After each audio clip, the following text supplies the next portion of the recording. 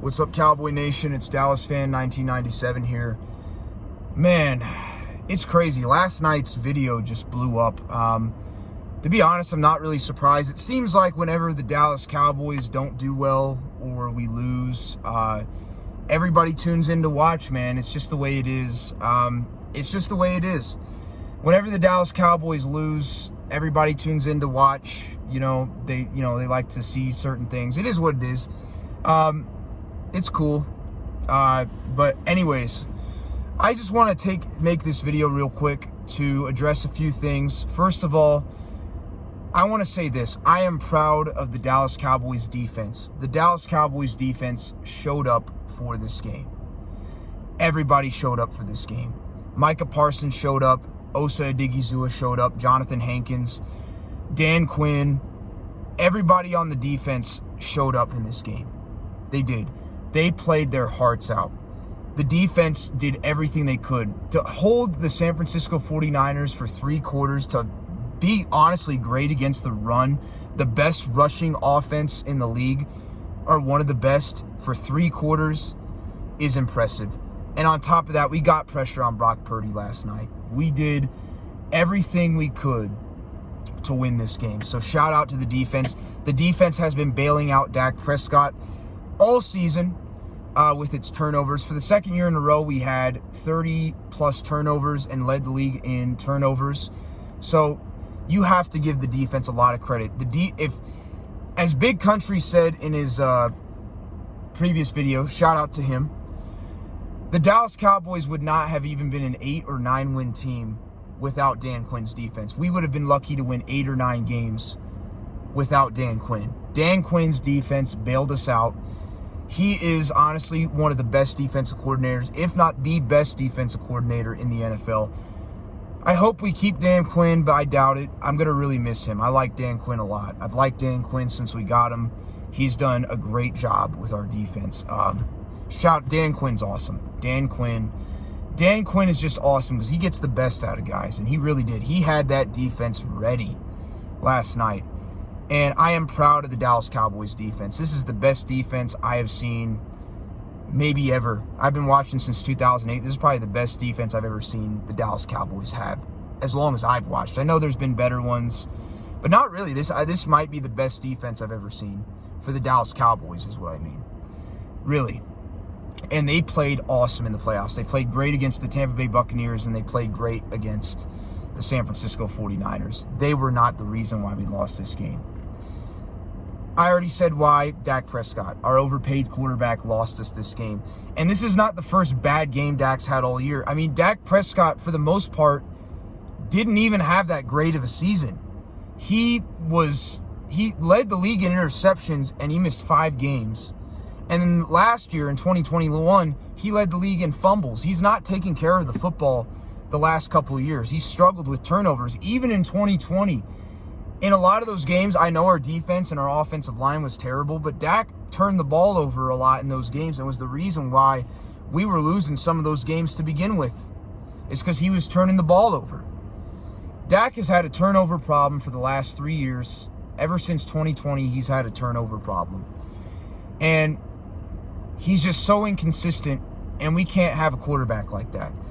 I don't hate Dak Prescott as a person. I think that he is a good guy. I honestly don't even think he's that bad of a quarterback, but he's just too inconsistent. And do I think that he's worth $40 million? No.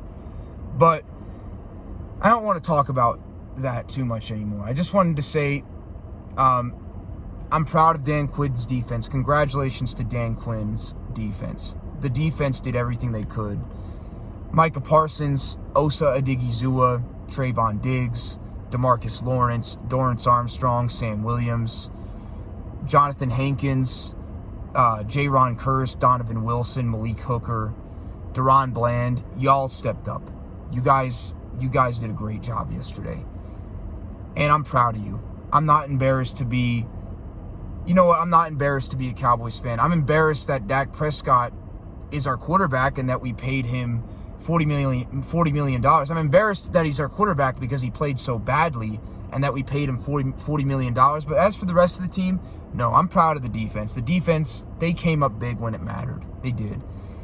And also Tony Pollard. Tony Pollard had a great season.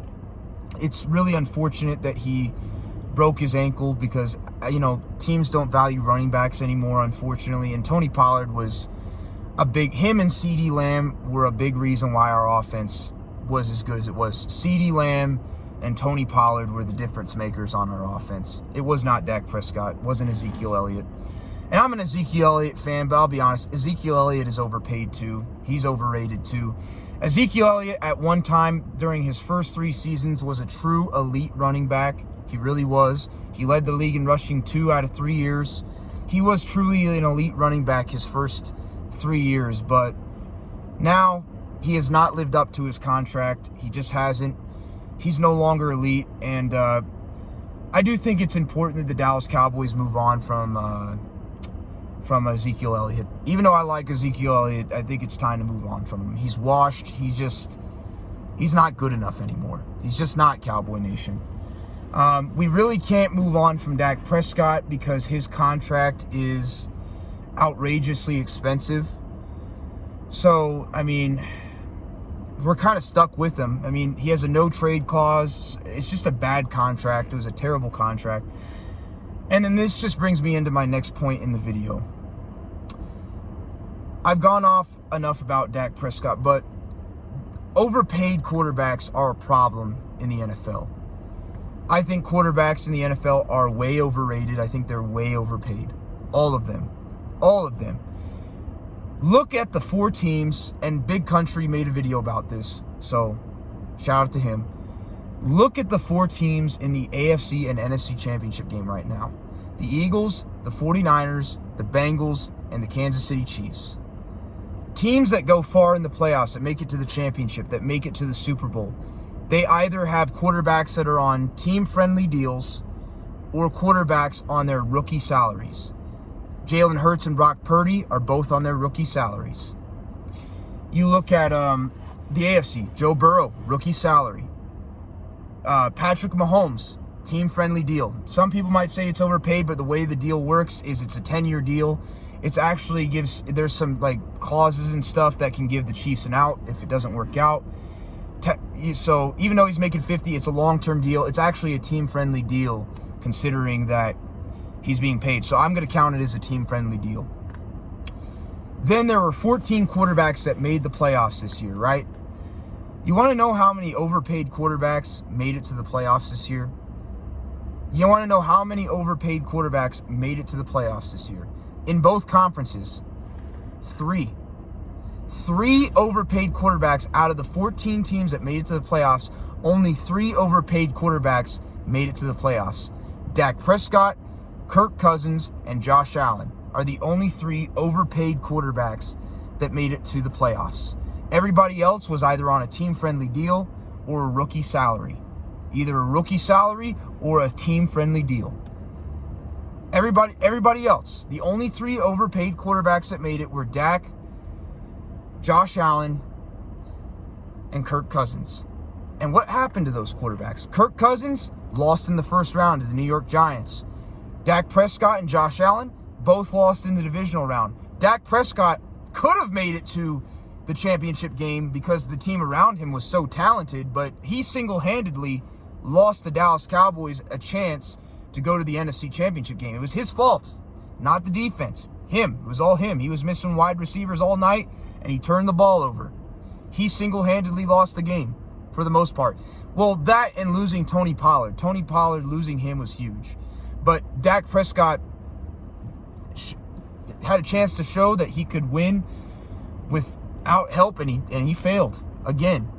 And it's nothing new. He's been doing it all year.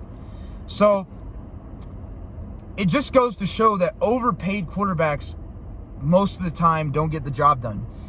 All the other overpaid quarterbacks, Aaron Rodgers, Derek Carr, Deshaun Watson, Russell Wilson, trying to think who else, Kyler Murray. All these other overpaid quarterbacks, Jared Goff, Carson Wentz, did not get their team to the playoffs. They all missed the playoffs. There was only 3 overpaid quarterbacks that made it to the playoffs. and one of them was one and done, and the other two lost in the divisional round. Every other quarterback that made it was either on a team-friendly deal or they were on their rookie salary.